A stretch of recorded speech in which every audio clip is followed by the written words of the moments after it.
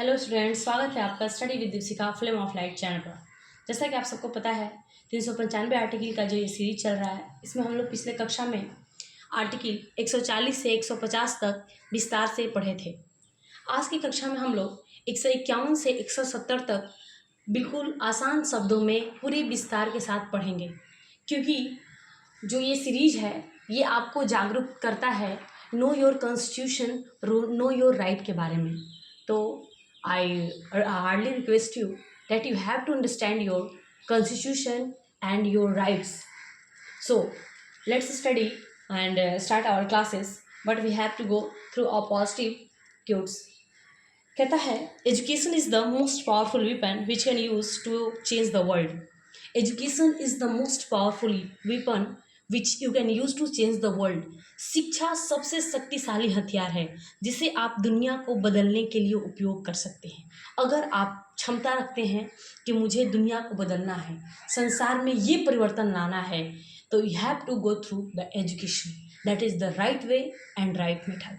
और this thought is given by Nelson Mandela sir and मेरे प्यारे विद्यार्थियों, you have to go through it. तो चलते हैं आज की कक्षा की ओर। आज की कक्षा की जो शुरुआती पॉजिटिव सकारात्मक जो ऊर्जा है, बहुत ही अच्छी लाइन है, आप इसको अपने जीवन में पालन कर सकते हैं। जो आर्टिकल 151 से हम लोग को पढ़ना था, आर्टिकल 151 बताता है संप्रेक्षा प्रतिवेदन, यानी कि ऑडिट रिव्यू रिपोर्ट। ये कहता है कि सीए जी अपना रिपोर्ट जो है राष्ट्रपति जी को देता है। किसे देता है? राष्ट्रपति को। राष्ट्रपति इस रिपोर्ट को संसद और लेख लेखा समिति को दिए जाते हैं।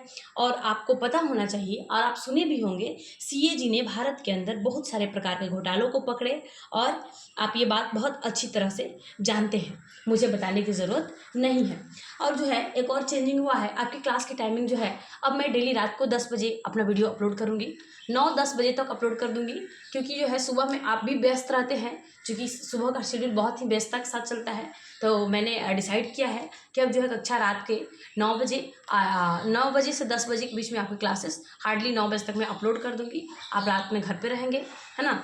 अगर कोशिश होगा तो हम इसको 8 बजे भी कर सकते हैं, समय के सारणी को देखते हुए, ताकि आप पढ़ें, है ना, आपका विकास हो। इसके लिए हमने समय को परिवर्तन किया है, आपको समय मिल सके। आपको विद्यालय जाने के समय पर क्लासेस मिलती है, इसलिए आप रेगुलर नहीं पढ़ पाते हैं, पर हम जो है इसमें परिवर्तन करेंगे। अब जो क्लासेस मॉर्निंग में अपलोड की जाती थी, वो जो क्लास मैं 8-9 बजे रात को अपलोड कर दूँगी। चलते हैं आर्टिकल 152 भाग 6 राज्य। भाग 6 का शीर्षक क्या है? राज्य है। और किस अनुच्छेद के बारे में कहता है? 152 से 237। अनुच्छेद 152 से 237 बताता है भाग 6। इसमें कह रहा है कि सामान्य परिभाषा, अध्याय 1 में दिया गया है सामान्य परिभाषा, अनुच्छेद 152, है ना। ये कहता है कि जो जनरल डेफिनेशन होता है, बहुत सारी दी गई है जो आपके पास। ये जो है आर्टिकल है, this is not important from the exam point of view, but you have to understand what is this. 152 is said about the definition of the constitutions, है ना। ये जो है सामान्य परिभाषा, अलग अलग परिभाषा दिया गया है, उनके बारे में बताता है। अध्याय 2 जो है कार्यपालिका, अनुच्छेद 153 से 167 के बारे में बताता है। अध्याय 2 कार्यपालिका, अनुच्छेद 153 से 167, यानी कि अनुच्छेद 153 कहता है राज्यपाल। वेरी वेरी इंपॉर्टेंट, आपसे पूछता है राज्यपाल के बारे में किसमें जिक्र किया गया है, तो अनुच्छेद 153, है ना। ये जो है 7वें संविधान संशोधन से में दिया गया है। और आपसे जो है एक पूछता है, एक जो है इसमें सामान्य जो सवाल आपसे पूछा जाता है राज्यपाल को लेकर के, कि क्या एक व्यक्ति एक ही क्षेत्र का, एक राज्य का राज्यपाल क्या एक ही व्यक्ति हो सकता है, या फिर एक राज्यपाल जो है एक से अधिक राज्य का नेतृत्व कर सकता है। तो आप पूरी तरह से स्पष्ट रहेंगे कि 7वें संविधान संशोधन के द्वारा 2 राज्य का राज्यपाल एक व्यक्ति हो सकता है, 2 राज्य का राज्यपाल एक व्यक्ति हो सकता है। तो आप इसके लिए एकदम स्पष्ट रहेंगे। यहाँ से यही सवाल बनता है कि क्या 2 राज्य का राज्यपाल एक व्यक्ति हो सकता है, तो डेफिनेटली 2 राज्य का राज्यपाल एक व्यक्ति हो सकता है। और अनुच्छेद 154 कहता है राज्य की कार्यपालिका शक्ति, executive power of the state. ये कहता है कि स्टेट के पास क्या पावर है, यानी कि राष्ट्र जो है, जो शक्तियां दी गई हैं वो किसके पास है? राज्य के कार्यपालिका शक्ति राज्यपाल के पास होती है। राज्य कार्यपालिका शक्ति करता कौन है? मुख्यमंत्री जी करते हैं। किसके निर्देशन पे? किसके निर्देशन पे? जो है राज्यपाल के निर्देशन पे। अनुच्छेद 154 हो गया। अनुच्छेद 155, अनुच्छेद 155 कहता है राज्यपाल की नियुक्ति, है ना। Article 155 appointment of the government किसके बारे में बताता है? राज्यपाल की नियुक्ति के बारे में कहता है। ये कहता है राष्ट्रपति राज्य के कार्यपालिका का संवैधानिक प्रमुख होता है। राष्ट्रपति क्या होता है? राज्यपाल के कार्यपालिका का संवैधानिक प्रमुख होता है। आपसे यहाँ क्वेश्चन बनता है कि राज्य के कार्यपालिका का संवैधानिक प्रमुख कौन होता है? तो राष्ट्रपति होता है। किस आर्टिकल में दिया गया है? आर्टिकल 155 में दिया गया है। आर्टिकल 156 क्या कहता है? आर्टिकल 156 कहता है राज्यपाल की पदावधि यानी कि टेनर ऑफ गवर्नर, है ना। 156 क्या कहता है? राज्यपाल की पदावधि, टेनर ऑफ गवर्नर। ये कहता है राष्ट्रपति के प्रसाद पर्यंत, है ना, till the pleasure of president जो है, ये जो है राज्यपाल बने रहेंगे। किसके ये पे? राष्ट्रपति के ये पे। कार्यकाल कितना समय होगा? 5 साल होगा, लेकिन राष्ट्रपति अगर चाहेंगे तो बीच में भी आपको हटा सकते हैं। अब आते हैं आर्टिकल 157, राज्यपाल योग्यता, qualification of the governor. Bharat का नागरिक हो, उम्र 35 वर्ष हो, कोई लाभ के पद पर ना हो, किसी भी सदन का सदस्य ना हो, है ना। अगर आपकी क्वालिफिकेशन की बात की जाए कि राज्यपाल के लिए क्वालिफिकेशन क्या होना चाहिए, तो क्या क्या होना चाहिए? भारत का नागरिक हो, उम्र उसकी 35 वर्ष हो, कोई लाभ के पद पर ना हो, किसी भी सदन का सदस्य ना हो। ओके, अब जो है आर्टिकल 157 के बाद आते हैं आर्टिकल 158 यानी कि राज्यपाल शर्तें। जो हमने भी बताया ना कि भारत का नागरिक हो, उम्र 35 वर्ष हो, कोई लाभ के पद पर ना हो, किसी भी सदन का सदस्य ना हो, पागल या दिवालिया ना हो, इन सारी बातों को उसमें ध्यान दिया जाता है। आर्टिकल 159 कहता है शपथ, है ना। जो राज्यपाल का शपथ जो है कौन दिलवाता है? हाई कोर्ट का चीफ जस्टिस दिलाता है। आपसे पूछता है एग्जाम में कि राज्यपाल को शपथ क्या प्रेसिडेंट महोदय दिलवाते हैं? तो नहीं, राज्यपाल को शपथ चीफ जस्टिस हाई कोर्ट का जो चीफ जस्टिस होगा वो जो है राज्यपाल को शपथ दिलाएगा। ओके, अब जो है आर्टिकल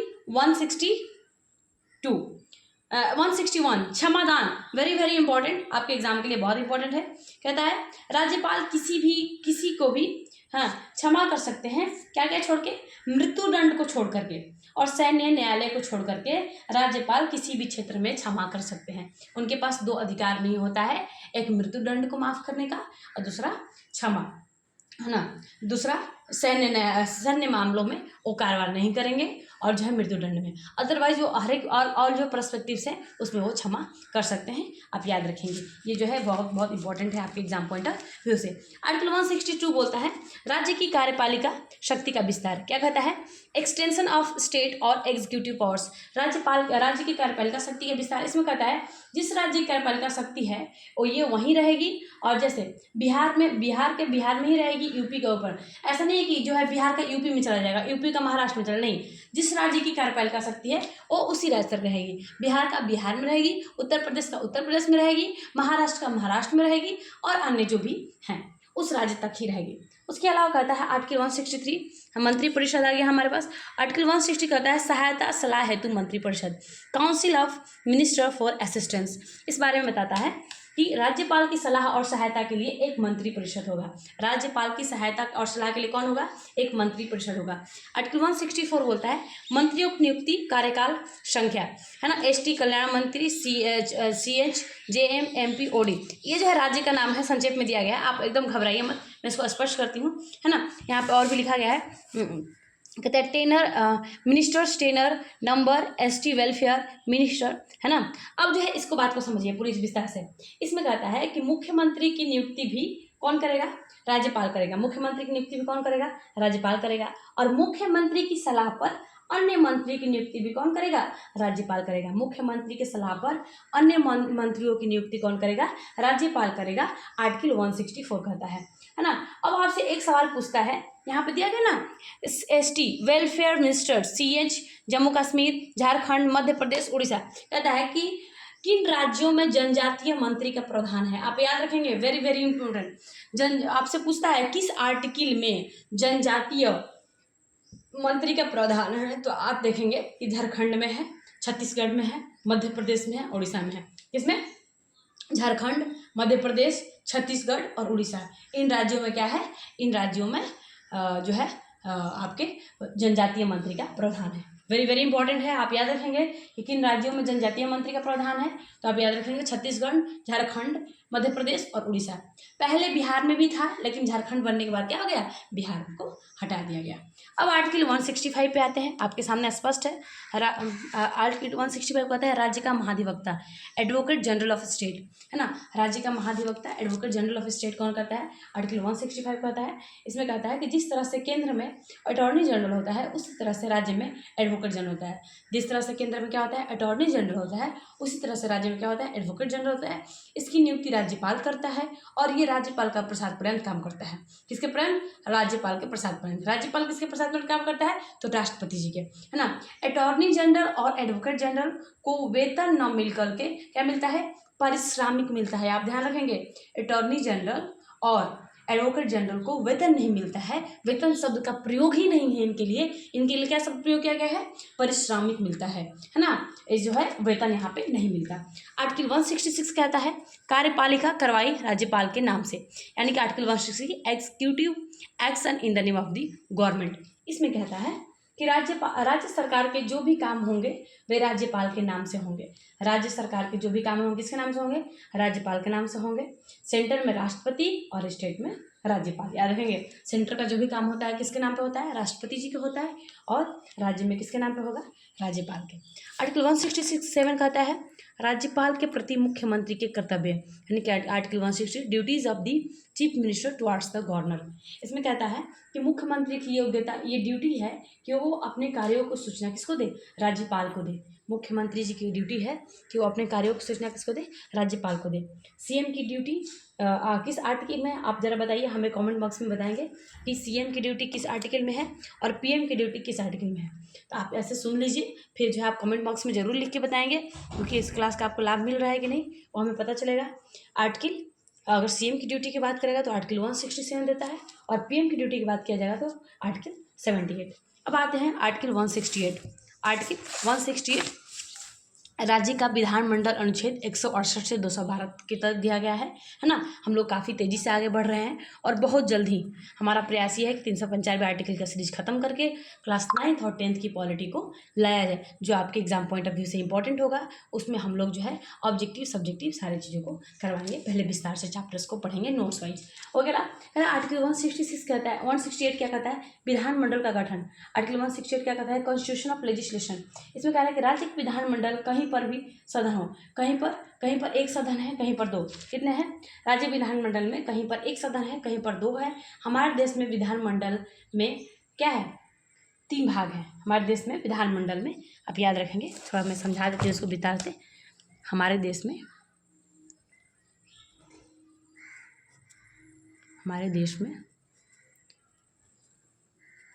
विधानमंडल में 3 भाग हैं, ओके। जिसमें जो है पहला आपका है राज्यपाल, है ना। विधानसभा, ध्यान रखेंगे, विधानसभा। दूसरा क्या है, दूसरा है आपका Vidhan Parishad, and third is राज्यपाल। क्या है, राज्यपाल। विधानसभा को क्या बोल सकते हैं हम लोग, असेंबली बोलेंगे, है ना। और ये काउंसिल हो जाएगा, ठीक है, और ये क्या हो जाएगा, गवर्नर। आप जो है दोनों लैंग्वेज को लेकर चलिए ताकि आपको कभी समस्या ना हो। कह रहा है कि जिस स्टेट में काउंसिल नहीं होगा वहाँ पे कौन होगा, विधानसभा। जहाँ काउंसिल नहीं होगी वहाँ पे क्या होगा, वहाँ विधानसभा होगा। उसके अलावा आप जो है इस बातों को ध्यान रखेंगे कि राज्य विधानमंडल में कहीं पर कितने सदस्य हैं, राज्य विधानमंडल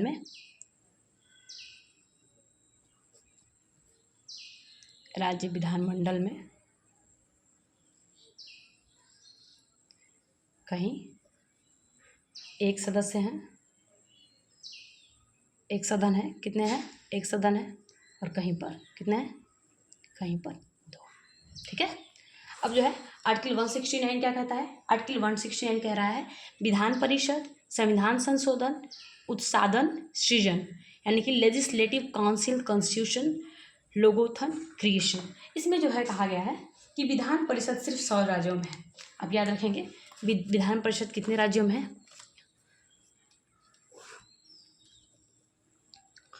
विधान परिषद केवल 6 राज्यों में है। विधान परिषद केवल 6 राज्यों में है ना। जैसे कि आप जो है एक ट्रिक याद कर सकते हैं, मैं अलग से भी इसका वीडियो बना कर डाल दूंगी शॉर्ट्स में, आप याद रखेंगे। आम के बीज जो ट्रिक है, आम के बीज यूपी में टपके। आम के बीज यूपी में टपके। आ से क्या होगा? आंध्र प्रदेश, आंध्र प्रदेश, ठीक है। उसके बाद जो है म से महाराष्ट्र, महाराष्ट्र। क से कर्नाटक, ब से बिहार, और यू से यूपी से उत्तर प्रदेश, उत्तर प्रदेश। और टपके से त लगाया गया था हमें, टपके यानी कि तेलंगाना। तो आप ये ट्रिक आसानी से याद कर लेंगे कि आम के बीज यूपी में टपके। आपको जो है सबसे आसान तरीका है क्या याद करने के, कि विधान परिषद कितने राज्यों में है? 6 राज्यों में है। विधान परिषद 6 राज्यों में है। कौन कौन से राज्य हैं? आम के बीज यूपी में टपके, आ से आम आंध्र प्रदेश, म से महाराष्ट्र, क से कर्नाटक, ब से बिहार, यू से उत्तर प्रदेश और ट से तेलंगाना, है ना। आम के बीज यूपी में टपके आप आसानी से याद कर लेंगे। मैं इसका शॉर्ट्स भी बना करके आपको डाल दूंगी, आप कॉपी में भी नोट करते रहिए, ताकि जो है ये आपके लिए एकदम बहुत ही अच्छा एक कंटेंट बन जाएगा। आर्टिकल 170 कहता है विधानसभा संरचना, यानी कि विधानसभा असेंबली स्ट्रक्चर ना। बिहार विधानसभा में कितने सदस्य हैं जरा हमें बताइएंगे, हाँ कमेंट बॉक्स में हमें ज़रूर बताइए कि बिहार विधानसभा में, बिहार विधानसभा में कितने सदस्य हैं? कितने सदस्य हैं? 243, है ना। यूपी में कितने हैं जरा बताइए हमें? 403, है ना। और विधानसभा में कितने सदस्य होने चाहिए मैक्सिमम? विधान परिषद में, है ना, विधान परिषद में, विधानसभा में, है ना, ध्यान रखेंगे। मैक्सिमम कितने होने चाहिए सदस्य? 500, है ना। और मिनिमम की बात किया जाएगा तो कितने होने चाहिए? 60। ओके, ये बताता है हमें आर्टिकल 170। आप नोट कर लेंगे कि विधानसभा संरचना के बारे में बताता है कि अभी जो है कितना होना चाहिए मैक्सिमम 500, मिनिमम 60, और जो है आप याद रखेंगे बिहार विधानसभा में कितने सदस्य हैं? 243 हैं। यूपी में कितने हैं? 403।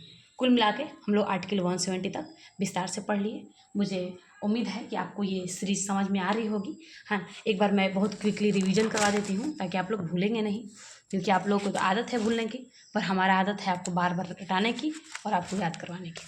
आर्टिकल अब हमारी जिम्मेदारी।